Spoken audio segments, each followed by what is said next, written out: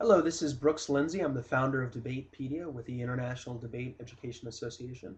I wanted to talk with you today about some of the pros and cons in our most recent debate article on the 2009 Recovery and Reinvestment Act, the stimulus package in the United States. And there's a lot to debate here. It's been one of the largest debates around the world more recently.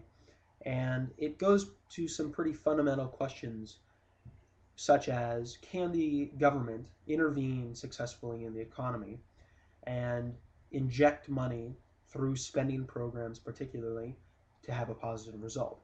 A lot of this debate starts in history with the Great Depression, where uh, the situation essentially began with Herbert Hoover, who, when the first recession appeared, was very fiscally disciplined, didn't spend, tried to cut the deficit, constrained much of the government's work, and subsequently, many people argue, sent the recession into the Great Depression, so worsened things. And then Franklin Roosevelt came around with the New Deal, which was a large spending and public works program, which a lot of people argue, including myself, my own interpretation is this spending program stimulated the economy. Large public works put people back to work and helped lower the unemployment rate and get the wheels of the economy turning again. And then subsequently World War II, which is a very significant spending program as well, got the economy rolling also.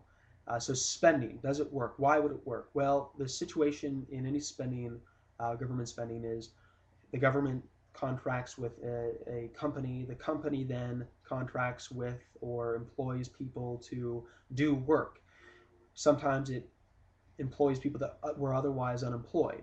So it puts people back to work, or it gives people more money, but these people that are working, they take that money back, then they take their family to a restaurant for dinner, buy their children clothes, put money there. They are able to pay off their bills, put money there. They're able to inject money back into the economy. This is the basic logic of any spending program. So another question, though, is there good spending and bad spending, and does the legislation have this? So many people say any spending is a good stimulus, uh, but there's good and bad stimulus. So the longer term spending investments are often said to be less stimulating than more shorter term projects, because shorter term projects help solve the more shorter term economic crisis. Now, the legislation has mostly short term, within 1 year. I think it's about three-quarters of it is within 1 year spending, and on things that are called shovel ready projects often, so that you go to somebody that has a plan in hand to build something. It is shovel ready. All you need is the funding, and you put the money there, and then the project goes. And then also there are things called automatic stimulators, like unemployment benefits or food stamps, which go to people that need it very quickly and can spend it and get it out into the economy rolling very quickly.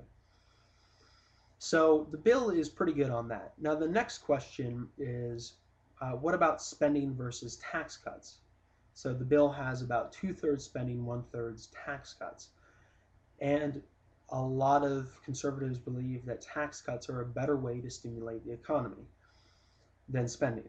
So they would prefer to prioritize tax cuts. There was maybe 2/3 tax cuts and 1/3 spending. The problem, I think, with this logic is that tax cuts, there's no assurance that people are going to spend that money that they save from a tax cut. They might reinvest it, they might save it, they might do something of that kind, and they might spend it too, but there's no assurance that they're going to spend it. And reinvesting and saving are less stimulating than specific spending programs. So this is the basic problem with the tax cut. No assurance that people are going to spend the money. Then the next question, I would say, uh, is there is there an overall case for this stimulus package? You have to look at the broader picture of the size of the legislation and the size of the economic problem that we're facing. And a lot of economists say we need a $2 trillion stimulus package. A lot say that we need a $400 billion package, or maybe even less than that.